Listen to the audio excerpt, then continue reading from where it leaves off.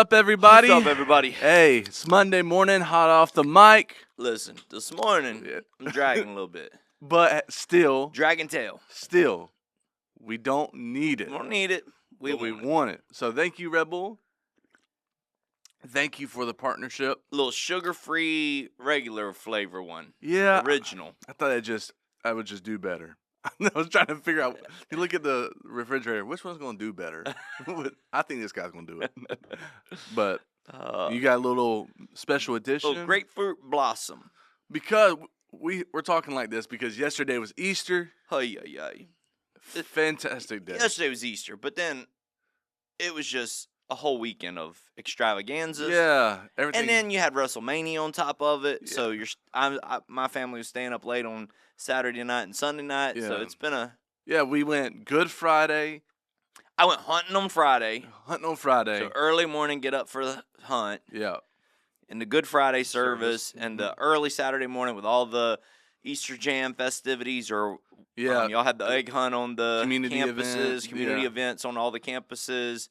Into Saturday night. With your sermon prepping. Sermon prepping. WrestleMania didn't go off till, 11:30. And then early Sunday morning, I was here at 4. And then, leave that, go to Aynor for Grandma's house, go to Mimi's house, go back to the house for WrestleMania.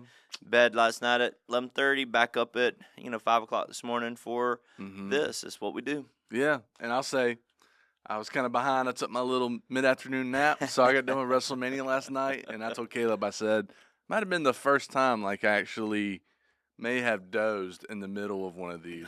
I was struggling as well. So, but here we are. You, because we believe in this moment, yes, and we enjoy this, and we think you guys enjoy it. So, if you got questions for us, like always, email us at Had 2 people yesterday say to me, I'm gonna email y'all a question about, they asked me the question, I was like, you're going to have to email that in. So yeah. So you may want to, not this morning, obviously, but there definitely are some people who are talking about emailing. Yeah. Hot off the mic at palmettopointechurch.com. Yeah. Hot off the mic at palmettopointechurch.com. Point has an E on the end of it. So make sure you put that on there. We're never going to get it, and you'll get mad at us, and we don't want that to happen. Lord knows. Not at all. So we do have one question, though. So you ready for it? Maybe. All right, we'll see. If not, you just, I don't want to answer that question. All right. Okay. I don't want to. So here's the question. I've heard y'all mention production meetings. What does a PPC production meeting look like on a normal week? What does it look like for Easter weekend? Yeah, great question. And I will speak from years ago because the last few years I've not been a part of a production meeting. Just because of the way structure is so fluid around here. And so as structure has changed, Pastor Tony, who is kind of over all of production, Pastor Simeon, worship pastor, Caleb, Clint, Joseph, that's it. And then maybe a couple of their administrative assistants to join in every now and then, depending on, sometimes it's pertinent to me to be there and I'll step in and have conversations, but basically they're going through all of the slides, all of the graphics, all of the songs, making sure everything's spelled right, making sure everything looks right. They're going through transitions to make sure that, if it's a camera angle, make sure that, hey, this is what's happening here in this moment. If it's a who needs a mic here in this moment, how's pastor going to do this in this moment, whatever it is. Sunday I had the Bummerland video, so they're playing that and they're trying to figure out, the formatting sizes and all that. I throw some stuff on them. They have one on Monday that kind of goes through the weekend, like, hey, what are the hiccups essentially and how do we fix those? And then they have one on Thursday in preparation for the weekend. But it should be 100% focused around the service and making sure that it flows without any distractions. Yeah. Again, it's completely different through the years. Sometimes I'm in it this, big days like Easter, typically I'm stepping in and going, all right, hey, and they always have it, but hey, don't forget this. Hey, do we have that? Do we have a plan for this? With Good Friday service, okay. Communion's going to be on campuses, so let's give that a pulled back shot to make them feel like they're a part, whatever, things of that nature. I just kind of stuff that they've already thought through, but it makes me feel good to say it out loud. That way, Makes me feel like I'm having some sort of impartation into production. Yeah, it's super cool. I've been able to be a part of a couple of them, and they actually pull up the LED wall and put up the graphics and Yep. and see what looks good. Oh, that doesn't look right. Something so they can edit or make it the right size, or it's cool. It's a cool process they go through, a lot of time and effort. So Yeah, and Joseph's there to see what's happening on the campus, and he's able to say, "Oh, hey, this one, you're playing a video here. You're going to play it on the side screen so that it fits. The side screens are more formatted for what's happening on the campus. Our back wall is a little bit wonky. It's hard to, to fit graphics on it. So, anyways, those sorts of things. They're just making sure everything works on campus, online, in-house, worship, all of the pieces tie together. Yeah, that's awesome. So you get to this part of the sermon. We're gonna kind of jump ahead a little bit here. Sure. And you talk about this is why you're here today.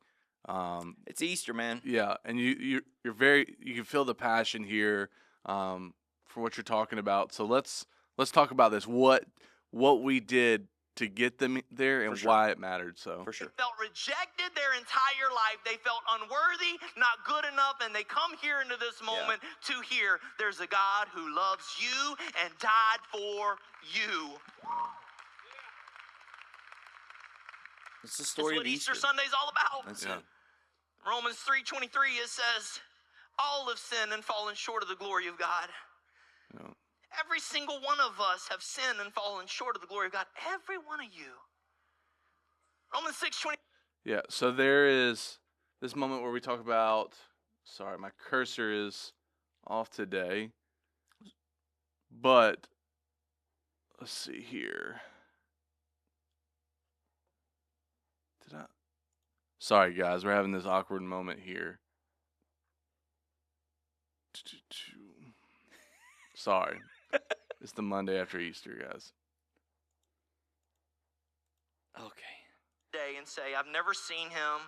So anyways, there's this moment where we're back to week 1. Sorry.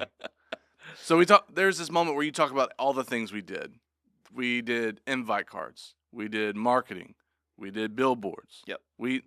There's so many things we did to try to get. Yeah, it was right before that moment. Right, the moment was there. You just started the clock a little too late in the process. I did something. It was right around that moment where basically what I said was, we invest all this money into Easter, not so that we can get butts in seats. Man, it's amazing. I don't know how many people we had yesterday through all the campuses, 3,500 or so. It's amazing. We celebrate that. But the reason we did all of that is so that we could tell them about the love that Christ has for them, that he was willing to die for them. It's not about taking great pictures and saying, look how many people showed up. It's about getting people there that may have questioned where to go. And I don't know all the churches. I've never been to any of the other churches in the area. And I hope all of them told the message of Christ in such a beautiful, captivating way that lives were forever changed yesterday inside of their ministries as well. But I knew what was going to be presented here on Easter Sunday. Yeah. And I wanted as many people as could to come here that were looking for a place to go on Easter so that they could hear a message of Jesus Christ loves you and he died for you. Yeah, and as far as budgetary stuff goes, we put a lot of effort and energy into this moment. Yeah. And it's weird. It's like we put a lot, but maybe not nearly enough. And I don't know the balance of that. But that's probably partly. Do you think that's part of when you say not enough? Is that partly just who you are in nature? Of I know we can do more. Yeah, maybe. Yeah. There's this drive and this determination to say there are people out there that didn't hear, that we missed some people, and I don't want to miss people, man. Right. I want people to experience what God is doing here. Yeah. Not here. I want people to experience what God wants to do in their life, and I just know this is a place where they can experience that. For sure. And so another thought process you have into moments like this is what we call the after party. I know this isn't something that is new or fresh, but it's something that we've taken on a couple years ago. to me, every pastor out there should do something like this, some form, some fashion, some way. I don't care what it is. Some of my friends yesterday were talking about they do baptisms the week after Easter to kind of pull people back in. Perfect. Whatever it is, we do baptisms every week, so that's not really a thing for us, but perfect. Do something Find to pull something. people back in the next week. Yeah, and so this is us talking about it a little bit here. We'll see how it goes. After party. Yep. So what it is I had like this queued up right. So. That a it's gonna girl. be before service. It's going to be during service. so pretty, ain't she? Service is sorry, I had a little too No, much don't of my answer drink. that, She said she had a little bit too much in her After drink. Service, we're going to have giveaways. We're going to have Kona Ice for everybody. As you guys are leaving, we're going to have walking tacos. She for thinks you. she We're gonna have likes games. caffeine. Kids are going to have a whole lot of fun. And From then 6 points. she It's kind doesn't of like understand a- this is what caffeine does to her. And then but we all want you guys filters to invite gone. you all Filters to come back gone, and hang out just- with us again. Yeah, whenever you come to Easter Sunday, you always wonder what people's takeaway is going to be. Here goes what I hope your takeaway is from this service. I hope you take away two things. Number one, that Jesus Christ is still alive, and number two, that you should come back already next starting week to to the after Yeah, party. everybody's always going. Give them that one big takeaway. What's the Yeah. one big takeaway that you're giving them? The one big invite. What's the one big invite? Sometimes it's Mother's Day. Sometimes it's, hey, come back for, this series or whatever. So we've just decided our one big invite was going to be back the next week for an after party. Yeah. And this is, how did this come to be? Like, what point did you say, okay, we gotta have this? Was this something We've like- tried everything. We Yeah. tried baptisms. We tried everything, and you'd have these huge days, and then the next week we have the big service hangover where people just don't show up, don't come. They've attended their one service for the month, and they don't show up, and so it's almost miserable going into the next week, Right. And so this helps us to. It helped us. Maybe 3 years ago, 4 years ago, we did this, and it helped us to kind of build an excitement the week after Easter as well. Yeah. And for those watching, it's not just Easter. It's Mother's Day. Mother's It's Day, Christmas. For us, it's the week after Anniversary Sacred service. Sunday. Sacred Sunday. There's yeah. just we're in our rooms in our meetings. We're thinking about the big day, but we're also thinking about that Week next after. week. We still got to do it. And then you always say this because there's so much we can do. Mhm. For one Sunday, we can do a lot. Yep. If we wanted to, we could blow it out of the water. Totally could. But you always talk about whatever you do there in that moment, you got to do to sustain it. Right. You got to be willing to do that same thing.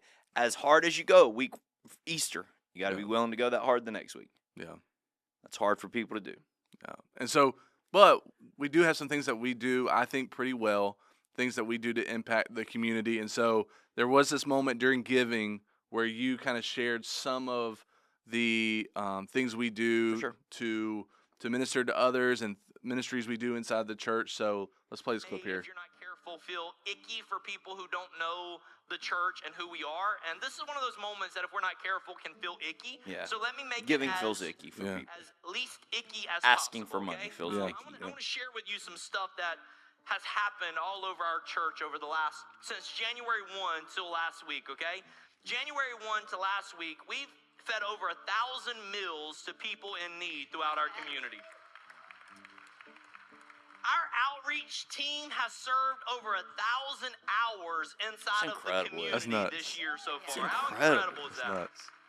We got 10 countries watching online with us right now. Isn't Hey, that man. amazing? We started a new outreach event at Coastal Carolina. That's you, bro.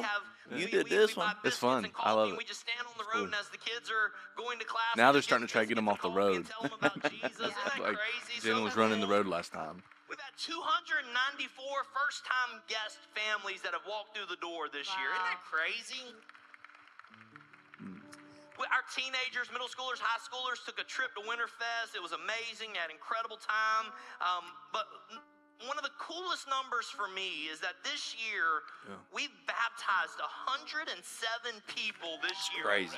Yeah. Isn't that crazy? So you have this moment, but what's interesting is for a long time, for a couple months, you were building off of, or maybe a month, you were building off the sermon where we talked about giving. Yep. and then now you're in this moment where you're saying, okay, I know this may feel like an icky moment. Yep. Why did you decide to pull the stats in this moment?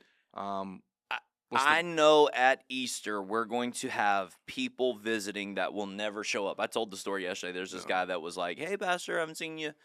Good seeing you again." I was like, "I'd never seen this guy before," and he's like, "I've been since last Easter," and I started laughing. I was like, "Well, I'm glad you came back." You know, so I know there's going to be people like that there on Easter Sunday, and I just wanted them to see we're making an impact, whether it's in community stuff, whether spiritual stuff, whatever they're connected to, we're making an impact, whatever generation it may be.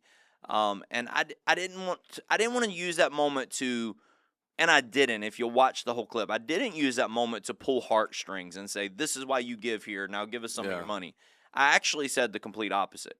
Hey, if you're here, like if this is your church, you've already purposed in your heart what to give. Give it.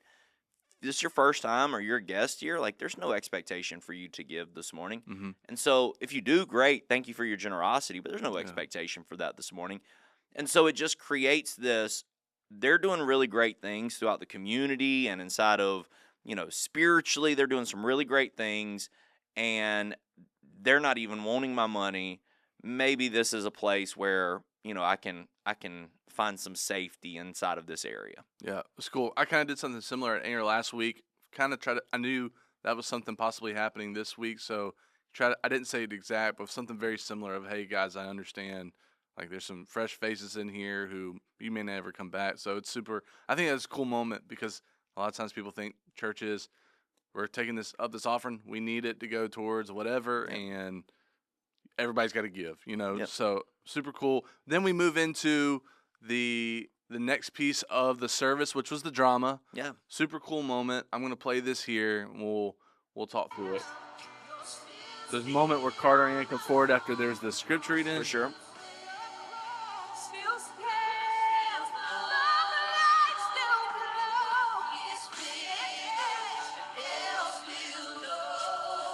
That girl's anointed right there. Yeah. It's a cool moment where you got girls like Sophia. Sophia crushed it. Yeah. They all did a great job, but Sophia just this. I love how everybody's worshiping in the front. So you have this drama. Yeah. Who does a drama at Easter? I mean, I know people do, but yeah, we don't we do dramas quarterly or whatever it is. So why did you choose Easter? What did this do for the church? Yeah. So tell us about it. The thought was have this on Palm Sunday. They had a song picked out for Palm Sunday to do a drama. We had the choir, we had the kids portion of it on Palm Sunday. So it could have easily fit in. And I don't know, man. I don't want to call it spiritual or whatever, but I was just like, you know what, man, let's do this song. And Carson Stout and Miss Carolyn built the drama. It was beautiful, amazing. I'm sure they had help. I don't know who all helped them, but I know those two. And so I just kind of asked Sim and Carson, I said, can we do this song? Here's what I'm thinking. I'd like to do it this way. I'd like to, even the scripture transitions, I was like, I'd like to, for her to say, the cross still stands, the blood still flows. And then somebody come out and read, he was pierced for our transgressions, bruised for our iniquities. It was so cool, so powerful. Yeah. And Carson Barfield said, Dad, in both services, I just wept the whole time through that part. Yeah. And so it was definitely high impact. Not something that we usually do, but again, just something I want people to see the next generation is being impacted here. They're being put to work here. Boys, girls, whatever. It didn't matter. I wanted them to see this is the next generation coming up, and they're being useful here. Yeah, super cool. And even I was talking to Christy, and she said you had a moment. You were at the Wednesday night practice or whatever, and that was a moment where you kind of said, "Hey, this is something I would like to even." Yeah, Wednesday night. So I don't do this often, but maybe Easter or anniversary service or some special services where I'll actually come to practice. Yeah. I mean, I'm always at practice, but typically just walking around hugging them and singing with them and helping them. Let me change your batteries. Serving them or whatever. Sure. But this week I come in and I'm like, okay, I'm watching this as it's Easter Sunday. What would be impactful? And so you're watching it and you're like, no, I don't like that. Let's change that. Let's tweak that. And so yeah, there was some tweaks on Wednesday night just to try to get the most impact out of the moment. Yeah, super cool. So then we get to this moment where you get up, pulpit's out. Pulpit's out. So this is preaching time. Preaching It's ready to do the thing. So check this moment out. There's something I caught here. Wanted to see why, or if this was just a timing thing. So there's a little. You'll check. There'll be a little pause here. Political figure, and we're not singing about some hero that will one day pass away. I'm thankful for the way you were raised and all the different religions all over the world, but we're not even singing about any other name that claim deity. Only one name, and that is the name of Jesus Yeah. Christ. So you're about to roll in here. This moment has an empty tomb attached to where he was once laid, because he Hidden. is risen. So we sing your name. So Is the highest, your name. We So- sing your name. so Where he was once laid, Show it one more time. because he is risen. couple seconds here. So we sing your name. So usually Yeah. we're all about transition. Yeah. Smooth, flowing into the song. But here, there was like that couple seconds where it was like, You watched it on the campus. First service was not completely different than this. As you are watching transitions, it is different. First service, it was this real big, something like, he's the name above all names. Your name is the highest. Yeah. Your name. It was just that hype moment. But this one, it was just like this awesome build. He's risen. And the whole crowd was, excited and cheering and rejoicing, to then come back to this place of, your name is the highest. And I don't know why. I don't know what the difference was or why it felt different or unique, but it just felt like a completely different transitional type moment. which is so interesting because, like, even for most people, if you're doing this, you feel like it's got to be robotic. Like, it's got to be, okay, this is what we practiced. I mean, that's who, and not robotic, but we are structured. You say, hey, I'm coming in at this time. Yeah. You're going to flow into this piece. But then for some, you can't say exactly why, but in this moment, it's a sweet moment where the crowd roars and you wait. Man. Instead of saying Yeah. that in that moment, saying, okay, let's go into it now. Mm-hmm. So that's interesting because it was, on the campus level at the 9 a.m. doing that transition, it was different. But here I was like, okay, that's interesting that, you paused a little bit there for them. It almost was like, all right, we're going to roar around this. We truly believe that. So Yeah, it was cool. It was a cool moment. yeah. So you get to this moment where another worship piece of it, I have this as, what did you say here? Uh-oh. So I don't know if you'll even know. I just was like, I got to figure out what this guy said right. here. All right. Let's see.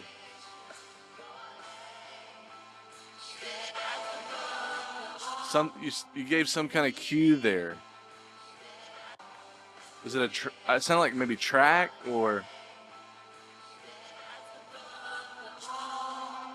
See that? Wonder what I said there. And then we come back down and we cut out and it says, and the angels play. Yeah. Not sure what I said, but he knew I was coming to this moment. Whatever it was that I said, I can't remember the exact wording, but It was just something very slight where I was like, I am very, I've tried, I listened to it probably 5 times, and I was like, I got to get this felt like detail. I said, cry, I think is what I said. Cry? Like, 'cause Gotcha. I can't ever think of it. Is it the angels cry or the people sing or somebody crying out? I can't ever think of the wording. And ironically, Reba, I hope you watch this. Ironically, on this song, and I always forget to tell them to tweak it. On this song, there's like it must be on Pro Presenter or whatever. There's a slide in between like the chorus and the verse. I don't know how it works, but anyways, there's this slide in between. So you'll be singing the last line of holy forever, whatever, and then the next slide won't be there for what's coming next because it will be that connection slide or that pause slide or whatever. And it does the same thing in when the angels cry holy, all creation cry holy, you lifted high, holy, holy forever. And that will be on this slide, and then this slide will have nothing. And then you're like, oh no, I don't know what to tell you to sing. And then it's like, hear your people sing, but then that one will switch from not on the screen all the way to part one, and you're like, oh, and the people sing. Yeah, So, and what Bishop's talking about there is there's this app we use called Stage Presenter, I think. It's a part of Pro Presenter, and so it connects. So we're cheating. yeah, we have the lyrics some big screens in the back that you Yeah. can see, you know, what's coming next, your words. My scriptures are back there. Yeah. My clock's back there to let me know how long the service is gone, things of that nature. Even in like announcements, you can put like Yeah. descriptions of things. Of Yeah, what you'll you see need us to look at say. announcements sometimes, be like, oh, you know, this Saturday at 6, and you know, again, we try to catch all this stuff, but every now and then it'll be like, no, it's at 7. And you're like, what? Well, the screen Yeah. in the back says 6. Right. During run through, you'll catch stuff like that. Yep. So super cool. So let's get to a piece of the sermon where you talk about doubt, people struggling to believe. Okay. Because a lot of times there's a stigma around, okay, there's something wrong with me. There's no way I could be a part of the church if I'm struggling in this area. So let's see what you got here. I love that he's able to do that. And I also love that Jesus is so comfortable with his brokenness and his scars that he's willing to say, check this out. Look at my hands. Look at my side. Look at where this is where how cool It's it so is. Look at the beautiful scar. that This is where Jesus would do the this. spear went Yeah. into my side and blood and water flowed. Look at this. This is where the nails went into my hands. Look at this. Jesus, so comfortable, not trying to hide anything from Thomas, not shying away from the hole in his side, not, I refuse to talk about the fact that I was broken. No, he's saying, look at my broken body. I did this for you. Yeah. What is happening, John? What do you mean? Oh, I didn't feel like we had the doubt and Thomas part. No, it was like connected to it. Oh, okay, gotcha. You heard it at the beginning. I think I talked over it Gotcha, there. my bad. No, but so let's talk about how Christians should Doubts. approach doubt Yeah, in their life. completely normal. I think that's one of the things that we've done a bad job of in our as spiritual leaders. We've done a bad job of allowing people to have doubt. Doubt's completely normal, man. It's a complete. Like, I understand the faith movement and you should have faith. And yes, I totally agree. Absolutely. That is the place we should get to. But if you're not there, it's okay. Yeah. We shouldn't, what do they call it, blackball people? We shouldn't blackball people because they got a little bit of doubt. Yeah. Because they're struggling to believe. And I'm not talking about believing Jesus. I'm talking about believing for their healing or believing for their child to come back to the Lord, or believing that they can be a better person, or believing that God can restore their marriage, whatever it may be. Yeah. People have some doubt. It's okay. Yeah. It's completely normal.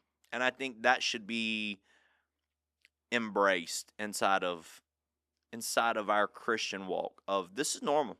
Let me embrace you and help you walk through this doubt, rather than laughing at you and saying, I cannot believe you have doubts in your life. I cannot believe you have doubts. Which is so unfortunate is that the church at times has done this to people, where just because someone, maybe the people looking on the outside in are in a good spot at the moment, they see someone who is struggling, having own hard times, and then they say, well, this guy's obviously he wasn't truly saved, or they just try. Yeah. It's the titles they try to put on people is incredible. So it was an interesting concept here, because we need the church. That person doubting needs to be, even as they doubt, needs to be around people who can encourage them there. Absolutely. Yeah. So it was a great moment building up to the rest of the story, which we get to your story. Yeah, my story.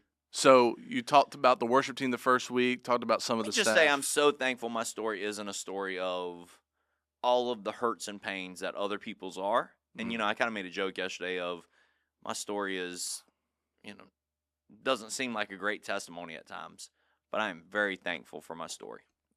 Yeah. I have mine, but neither here nor there. No doubt. I struggle with that. Just being honest, authentic. That's culture. All right, so let's play it. Well, you hit your growth spurt and then everything went away. No, I then started in ministry. Yeah. I am third generation Church of God, which is our denomination. I'm third generation Church of God pastor in this area, in this state. And I started ministry, and I pulled out my dad's Rolodex. Tony Basher and I, we did this. This is a true summer. story. We pulled out my It's dad's wild. Rolodex, and we So went wild. through, and we called every single pastor friend of my dad's. We called every And I would pastor in the say, state. Hey, brother so-and-so, this is Jamie Barfield. I'm Sherrod Barfield's kid. Hey, Jamie. I Brother know Flippo you. won't remember And I this. asked He calls every me now and asks me to come single preach. pastor I for an literally called him opportunity and to asked him to come speak preach at for their him. church. Every Old single bruh one of them. Flippo. Tony Basher asked every single one of them. And I'm not kidding you. Tony Basher got more yeses who has no connection to any of It's these true people story. using my dad's Rolodex. Got more invites to go speak, and I got zero, not one. That's I didn't even impressive. get pity invites. Like, oh, your dad was good to me whenever I was trying. Here, let me give you a pity invite. It's true, man. Not a one. I watched guys my age excel with opportunities they were given, all the while I was being passed over for every opportunity. It's true. So I said, well, if nobody's going to give me an opportunity, then let's just plant a church. Let's just start it from scratch. We'll try that. True. So we started planting a church, and I had people come up to me and say things like, this will never work. No. This will only last 6 months. It's crazy. I had one pastor preach on me and say he's going to tuck his tail between his legs and run back home to his daddy. True Let's story. click off there. So I thought this would be good for people my age, even some older guys. In this moment, maybe spend some time here, encouraging some of the younger guys, talking about this story, how it impacted your life. Yeah, so I lived in a place of rejection and you not wanting me around. And so it has filtered into I still am not over it, which is so weird to me. Like you think you would just get over it. I'm not over it. You get to a place to where you kind of learn that that's what your mind is doing and you kind of are able to cope better. Mm-hmm. Maddie and I are completely different. Maddie, she was the cheerleader, Miss Popular. She's, she hit puberty when she was in 6th grade, so she was the eye of all the boys and all those things. Maddie and I, she's genius, straight A student. She's Miss Popular. We're completely different humans. So whenever, Joseph and Irvin are eating tacos on the back of a truck bed, like Maddie doesn't care at all. Yeah. And me, it's like, oh, they don't want me there. That's why they didn't invite me. They didn't want me there. I know I can't be invited everywhere. I get it. Like, I say that out loud, and I understand Yeah. that's not reality. Right. And I wouldn't have even been able to go. I was somewhere else. You know what I mean? You still had to fight. But the it's like feeling. you have to fight the feeling of they didn't even want me there. Yeah. And so it's this weird battle in my personal life. So this is not just ministry, but in my personal life. And it's a huge battle in ministry, even to today. I've got friends that I love, and I call them friends. Mm-hmm. And if Chris Kilgore and Neil Nolan and I get into a conversation, a group text, or we're sitting around a table and we're talking, and there are moments where I have to go, wait, they actually want me here at this table. Mm. They want to have this conversation. If I'm talking with Josh Childers, just text me. If I'm talking with Josh Childers, if me, him, and Trey are talking, and they're best of friends, they're good friends. Right. I'm like, I'm the pity invite into their conversation. They don't really want me here.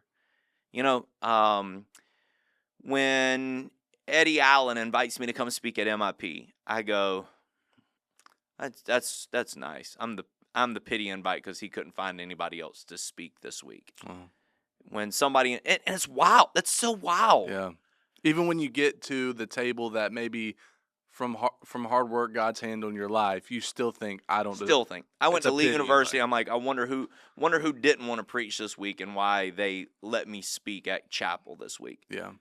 You know, oh, the only reason I'm here is because of this connection in my life, because this person has, I come preach at Tennessee Prayer Conferences because T. Wayne feels bad for me, Bishop Doherty feels bad for me, and he wants to give me a pity invite to give me a little pat on the head. Like, that's how my mind thinks. Mm.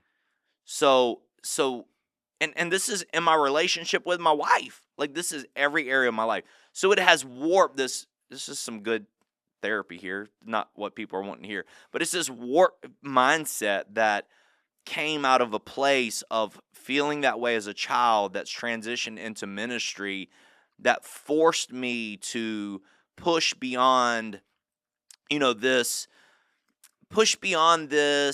I was raised, it still has trickled down to your generation. This is how you grow. This is how you grow in the church of God.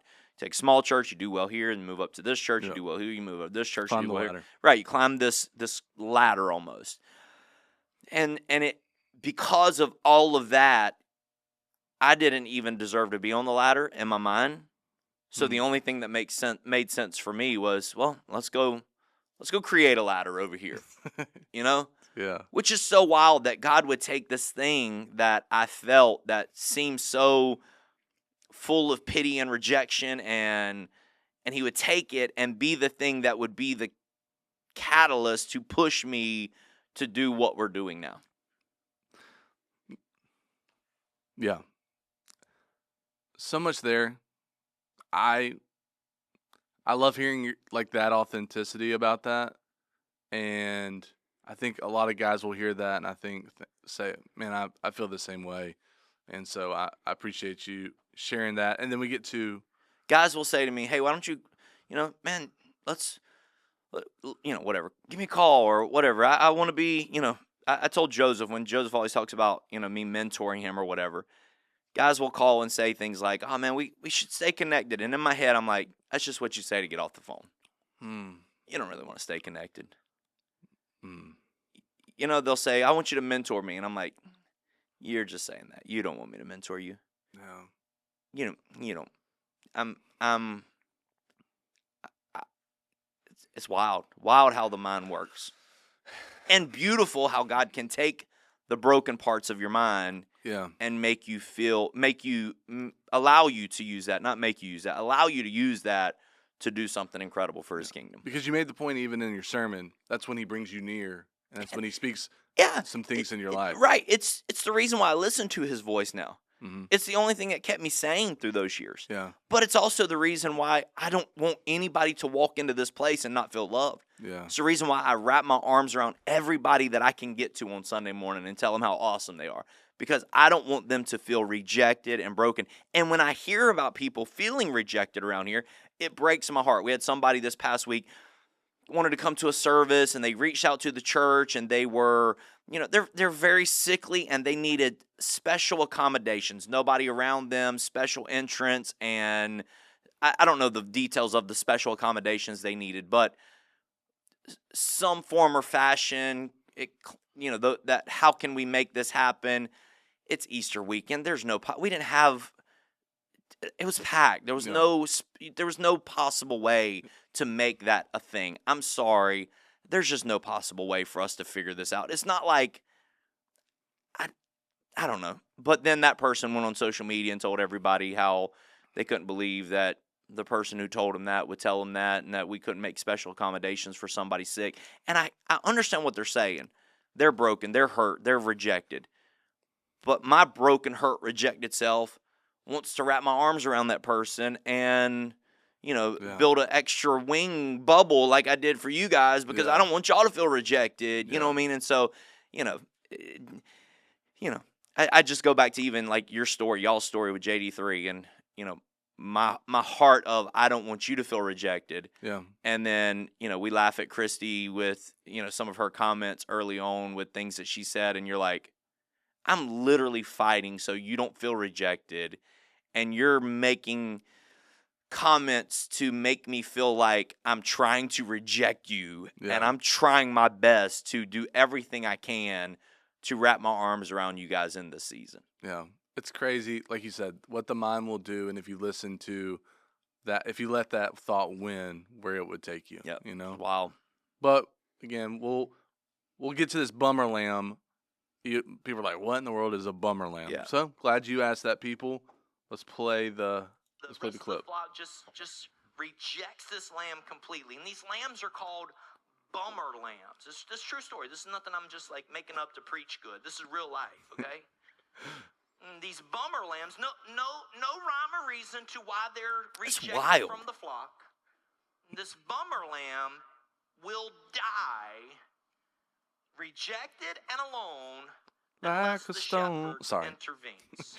Trampled And the shepherd will take this rejected lamb, and he'll take this lamb into his home, and he'll feed it with a bottle, and he'll keep it warm by the fire, and he'll wrap it up with blankets and hold it to his chest so that this bummer lamb can hear his heartbeat. And once this lamb is strong enough to be acclimated back into the herd, Do you want to go to the call of this? This lamb back into Well, I the would field say with the rest of the production flock. meeting follow-up. I wasn't supposed to have to call for the video. It was supposed to just play. It played in the 9, and then in the 11, I'm like, okay, play the video, please. Rejected him. Which is frustrating. So whenever the shepherd goes to the gate and all of the flock are out there, it should start playing right now. he begins to call. That's why I'm kind of prolonging it here. That comes running is. You can play that video, please. And I called for it a couple times. Timmy. Nothing. Timmy. This little bummer lamb. That's so cool. Everybody else is eating over there. Yeah. It's Timmy. the bummer lamb. It's the one who. And I'll be honest here, I was.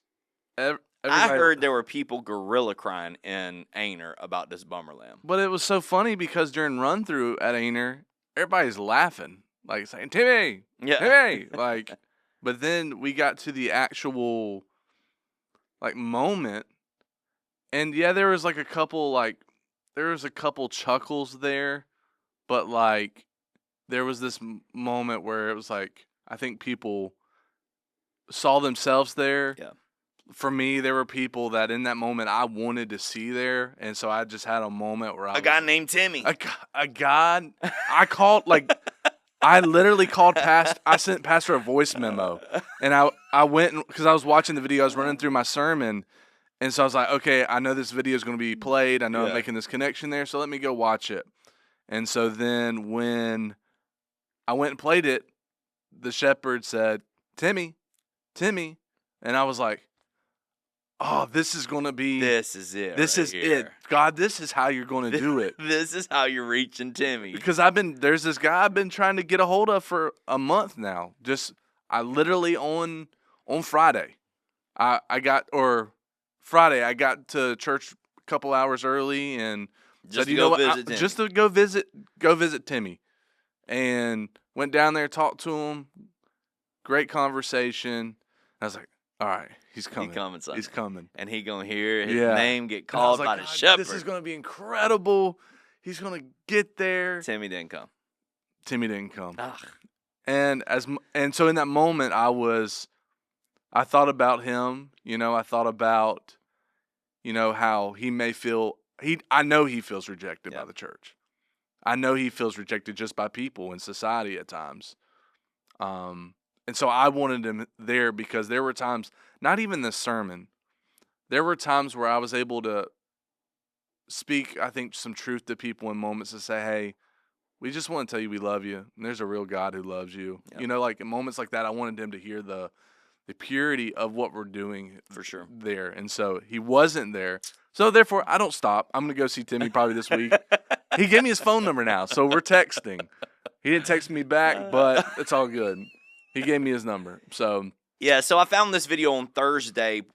They were actually doing production meeting whenever I found the video, sent it to them, and I was like, hey, can y'all play this on Easter Sunday for me? Yeah. So this was one of those, where I actually said, is this going to be high def enough to look good on our back wall? And so yeah, they found the video and put it up there and made it look good for us. Good moment. So Cool this was just something that your sermon wasn't built around it or anything, but this was like this is going to be perfect. Yeah. for- Yeah, I had already built the sermon. Then I ran across this concept and then started building it into. Yeah. And then all of a sudden, I'm like, I wonder if I can find a video on that. This was Thursday. Yeah. I'm studying. All of a sudden, I'm like, I wonder if I can find a video of that. So I start searching for a video of a bummer lamb and an actual shepherd calling him. Yeah. Come across that video. So, anyways, it just kind of was a chain reaction thing. And just for a look in, out of probably 12 to 15 slides, but to get you to this moment through the Bummer Lamb piece was probably 4 or 5 slides of it. Yeah. So it was a pretty considerable piece hefty piece of the sermon of the day, and definitely impactful for I hope so. all of our campuses. And so then we get to this personal moment here where you're being transparent. Sometimes in these moments, you'll also make declarations, not for the congregation, for yourself. For sure. So I wanted to check this out. To be a part of his life. Now I come into seasons like this where a lot of people and a lot of voices So have many a lot voices. of things to say, and those voices are so loud. But I come back to the voice of my childhood when I remember the voice of safety from the Good Shepherd, and when he calls, I come running. Yeah. So maybe today you feel like a bummer lamb. Maybe Yeah. So Yeah.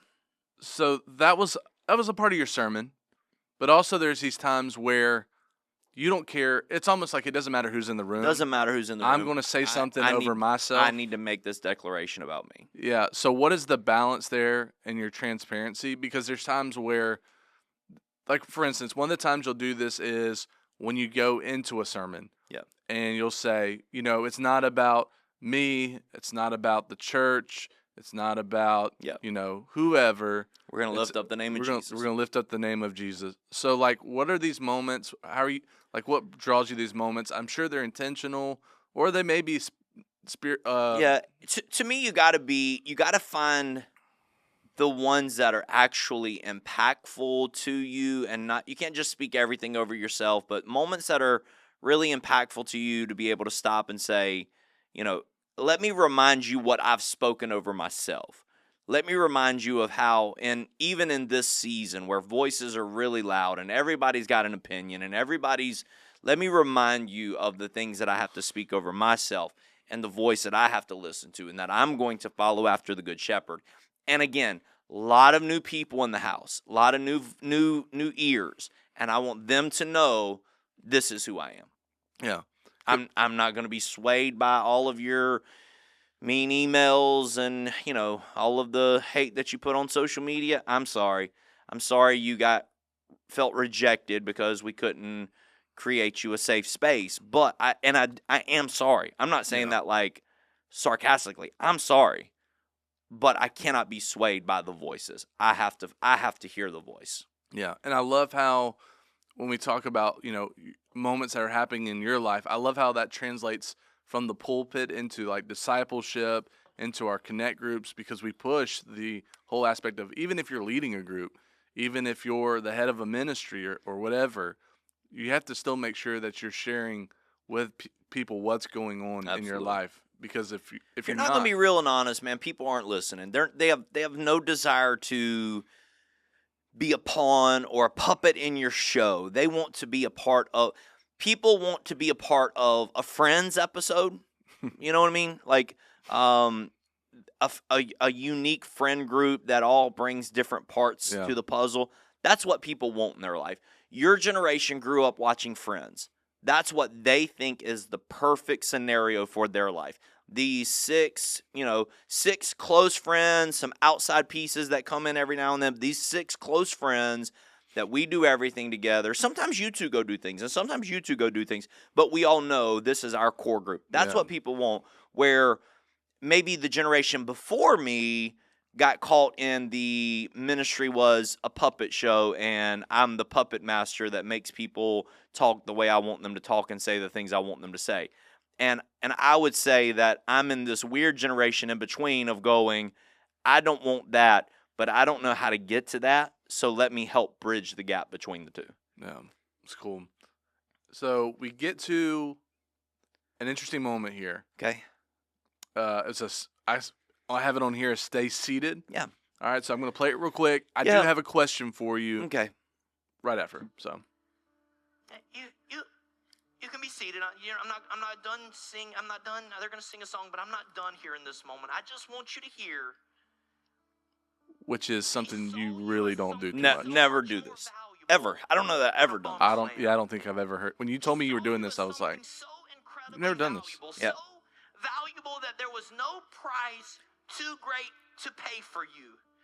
He saw you as something so incredibly valuable, so worthy. So you have this moment here where you say, "Stay seated." Yep. Now I got a message in Slack. We use Yep. Slack. It's a app we use to communicate. We have it at different mass levels. communication for the leaders or for the church, different things of that nature. Yeah, and Angie messaged and said good morning and said, "Hey, pastor's going to be doing this at this part of the service.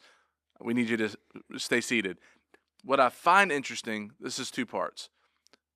Why did you do that? And then let's talk about how in our leadership chat, 97 people, the impact that 97 people have on the rest of it. So let's talk, why did you do that? And let's talk about the impact that your leaders have in moments like this. Yeah. The reason I did this is sheerly logistics. This is nothing spiritual. This is, the place was packed. I was going to do a call to salvation, and I was going to do in that call to salvation, if you just received Christ, I want to give you a bag. So it was something new. We were trying to catch some of the people who may not come up for baptisms or whatever. And so I wanted to have this moment where, and I didn't want people to get lost because people are standing and it just be like, oh, they're worshiping. No, I want this to be a very clear call to salvation moment. Yeah. So hindsight, I may not have put a song there just because I didn't want, anyways. But then the value of leaders is when you go to a wedding, I always tell, when I'm at the rehearsal, I always tell the mother of the bride, when you stand, everybody else will stand. Mom, if you don't stand, there's some that will stand when the bride walks out. But if you don't stand, typically they're watching you to see if you stand. Beginning of service, somebody opens service and they forget to say, hey, will you stand with me in worship? All it takes is 4 or 5 leaders to stand up, and then there's this chain reaction through the whole church. Yeah. All it takes is there's a video and Sim was supposed to tell people to sit down and he forgot to tell people to sit down. All it takes is 10 or 12 leaders sitting down and everybody else sits down. Because leadership's so incredibly important already, but then on top of that, you have this unique culture of leadership here to where, we push, we promote, we try our best to celebrate our leaders, and so you have a strong leadership culture here that says, okay, the leaders know what they're doing. They know if they should be standing or sitting or doing whatever here in this moment. Which is such an interesting concept because you have 1,200 people, throughout the congregation, whatever the number is. But you're telling me if I can get 4 people to stand up. I know we were talking about staying seated there. Yeah. But the influence. Beginning of service, if Maddie stands up, if, it's hard because of where everybody's standing. Right. But if strategically, if you can place 4 or 5 people around the sanctuary to stand, yes, you can get the entire congregation to stand up. I don't mean that in some sort of like manipulative way. I mean just like it's the effect, like the impact. The impact of leadership, which is so interesting. Then for maybe a church that might be smaller, if they're like, man, okay, that's cool for your church. This transitions into everything. Yeah. If you want your church to worship, 3 or 4 people. Yeah. Changes your culture of worship. If you want your church to invite, 3 or 4 people, change your culture. If you want your church to be a discipleship church, 3 or 4 people. The Lord taught me 12 years ago about the parable of the sower and the seed, and he taught me some stuff. And one of the things is, if I will invest in this, parable of the sower and seed sown in 4 different areas. And some grow up quick, get burned out. Some grow up, get choked out by thorns. Some grow. Anyways, this one that's sown on good soil grows up and flourishes and turns into something great. And I just kind of had this epiphany, spiritual moment with the Lord of, you only have a little bit of seed. Stop wasting it over here. Sow it in good soil so that it grows up into something. And same way inside of leadership, like pick the people that you want to sow your seed into. Mm. You're getting the most kingdom return on impact for that seed I'm sowing. Which seems so counterintuitive because you want to give your attention to everybody. Because you said that you hate when people feel rejected. Right. You hate when people feel like they're left out. I'm gonna listen, I don't listen to this guy much. You might have sent me this video. I think you did. Oh Lord, what did I send you? But dude said, I can love everybody, but not everybody has access to me. Mm. I don't want you to feel rejected. I want you to feel loved. I'm going to wrap my arms around you, but there's only very few people that I'm actually choosing to sow seed into, because I know if I sow seed into you, that seed that I'm sowing into you is getting to Timmy. Mm-hmm. And so I choose to sow into you rather than sowing into Timmy. I choose to sow into you because the seed is going to grow up, be very solid, very firm, very healthy, produce more seed, which can then be multiplied in a greater way for the kingdom. It's awesome. And then we see the fruit of seed being sown here in moments like this. This is how we'll kind of end it here. This is a baptism moment. Yeah. But if you'll notice, you're not in there. It's my wife, kids pastor. She's about to baptize one of the kids from Kids Point. I just find. All right, this is Jedediah, 8 years I old. find it He's ready to interesting college that campus. So Jedediah, that you're you're not baptizing everyone. She's in there with him. I'm sure she had a moment in Kids Point with him. He may have signed up for baptism or something from the Easter Jam. So why don't you baptize everyone? Because this is something you have done. This isn't just this moment. No. There's different moments where Friday night, Carson baptized someone. Yeah. Last week, I don't know when it was, but Jeff's brother came into town and from New York. Jeff's brother from New York? Maybe. I can't remember. Anyways, Jeff's brother came in town and wanted to be baptized, and Jeff wanted to be a part of it. So I let Jeff, participate in that moment. And so for me, it's not about me. There's no authority in me. It's sometimes people want me to do it, which is why we've built that little cubby hole so that I don't have to get wet so that I can do them all. Yeah.